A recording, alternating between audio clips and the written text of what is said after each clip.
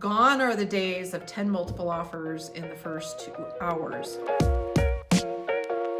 Have you been on the fence about buying a house in 2023? Did you watch the market in 2021 and 2022?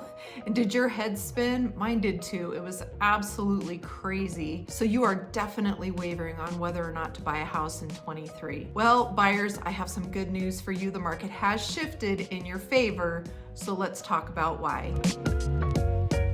I'm Stacey Christopherson with Coldwell Banker in Northern Utah. Be sure to hit the like button below and definitely hit subscribe to join the growing community of Northern Utah. So the seller's market that we're still slightly in a seller's market, but I will tell you, I've never seen anything like what we saw in 2020 to 2021. I've been doing real estate with Coldwell Banker full-time in Utah for 16 years, and I've never seen anything like it. It was insane. A lot of buyers were waiving financing, so they'd come up with cash. I had some buyers who borrowed the entire amount from their parents, paid cash, and then refinanced 6 months later and paid their parents back. But that was honestly the only way we were gonna get them into a house. They were active duty military and needed to be in a house. So they were coming here to Hill Air Force Base and needed a house. So they found a way to make that work. It was crazy. And not only did you have to make offers like that, you still might not have gotten the house because there were 20, 30 offers on a house the day after it hit the market. Whew, it was exhausting. It was so hard for buyers, so hard.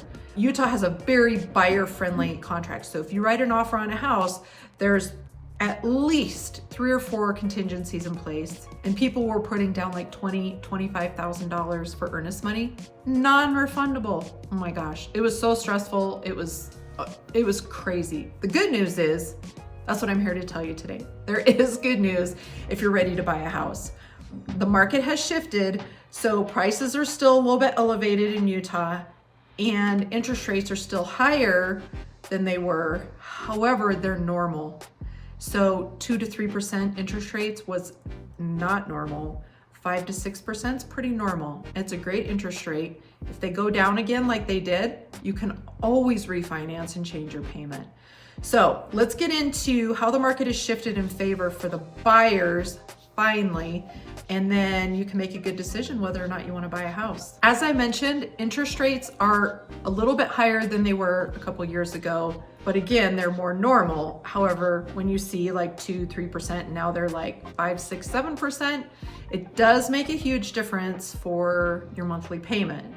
So with that being said, buyers have a lot less competition on homes that come on the market. Gone are the days of 10 multiple offers in the first 2 hours. So if you're a buyer and you want to go see a house, we can go see 10 houses, you can think about it, and then we can write an offer on the one that you really love. So there's a lot less competition. Inventory is still pretty good. Prices are still a little bit high, but the competition's not there. Sellers are really having to reconsider everything when they get an offer. The first one being repair negotiations. So I mentioned before, buyers were still performing a home inspection, which I 100% recommend on every house, even new construction. After the home inspection, we look at the report and we go down the list and we say, hey seller, we either want a credit for these few items or we want you to fix these things before closing. So that's huge for buyers. If there's any issues going into it, not only do you find out about them, but we can go to the seller and ask for them. Another point, which I mentioned briefly before, is that you have more time to think about it. So we can schedule and go see, 5 to 7 houses. I try to have you guys narrow it down to about 5 to 7 houses a day, otherwise it gets super overwhelming. But we can go look at those houses, and if you have 2 that are your absolute favorite, we have time to go back tomorrow, look at your 2 favorites, and you guys can really make a good decision. And in the meantime, I talk to the lender and we figure out what your closing costs are, we figure out what your expenses are, what your monthly payment's gonna be, so you can make a really good educated decision about which house is best for you. Now, again, when I said the contingencies are back in place, the other thing that sellers are having to think about when they list their home is the appraisal contingency is back in place. I think the biggest shift in the market right now is all of your contingencies as a buyer are in place. So as a buyer, the very first contingency is called the seller disclosure deadline. That's when the seller has to send over, gosh, it's now like a 16-page packet. It's ridiculous. But they send that over to you and they have to put everything on there that they know about the house just since they've lived in it. Not what happened before they moved in, but since they've lived in it, and are required to disclose any latent defects, which would be like a roof leak, had a water pipe burst in the basement flood, and they gutted it. So the seller disclosure deadline is the very first contingency that a buyer has. They can review the seller disclosures. If there's something in there that they don't like, they can cancel and get their earnest money back. The second contingency is the due diligence deadline. And that's a buyer where you do your homework. You get a home inspection done, make sure you can get homeowner's insurance. If you think you need to have the sewer checked, radon checked, checked for meth, checked for mold, all of that gets done before your due diligence deadline. If any of the results come back in a manner that you're not happy with, the first thing we do is we go and negotiate with the seller and say, hey, this is what we found. What can we do? If they won't do anything, you can cancel and get all of your earnest money back before 5 p.m. Mountain Standard Time on the deadline.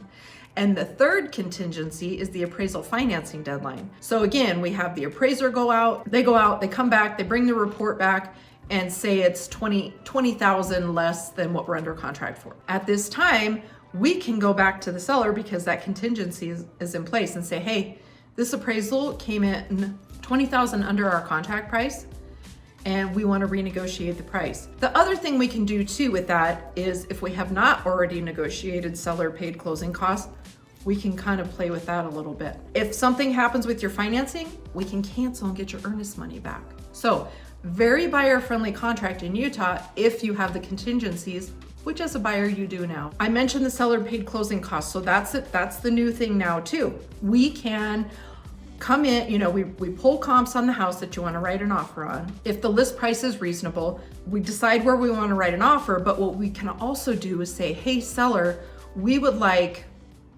whatever amount to be paid towards the buyer's closing costs. Now, as a buyer, every house has closing costs and they cannot be rolled into the loan. So especially my military buyers, the VA loan, you can't roll the closing costs in. You can't roll the closing costs in on a conventional loan either. It's kind of a misconception that, oh, we owe $7,000 in closing costs, we'll just add it on to the loan. You can't. That has to be brought in as cash at closing.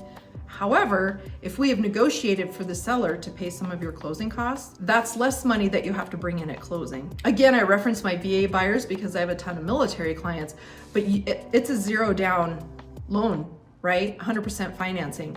So if we can get your closing costs paid for, you don't have any money to bring in at closing and you get to purchase a house. It's an amazing program. And with the seller paid closing costs, it's just such a relief for buyers to not have to come up with that cash at the end of the day. Another thing that we're seeing slowly right now are the sales prices of homes are coming down. So they're still high. I mean, in 20 and 21, prices soared. And because of all the people paying over list price, the prices went up significantly. So we are seeing the prices come down, which is wonderful. So, where there weren't any houses for sale in say the $350,000 to $400,000 range, we can actually probably find you something in that range. Don't get me wrong, it's kind of slim pickings. And in the $340,000 range in Layton, you're looking at like maybe a small starter home, 3-bedroom, 1-bath. It's not going to be a mansion, but we can find them. Townhouses and condos are also good options in that price range. Keep in mind, you will have a monthly HOA payment to be added in to your monthly cost, but we can figure all that out for you as well before we write an offer. There's so many things that have shifted and so quickly just in the last 8 months. I think I saw a big shift starting like May, June of 2022, and here we are in 2023. So if you have been on the fence about buying a house, it's a good time to have a chat. And what you can do is go down to the first link in the description below, which is my Calendly link, and click on it and make an appointment. Let's talk on the phone. Let me answer your questions. Do you want to buy? Are you looking to sell? Or do you just want to chat about the market? Happy to do any of the above. Again, just make an appointment down on that first link in the description. And thanks for watching.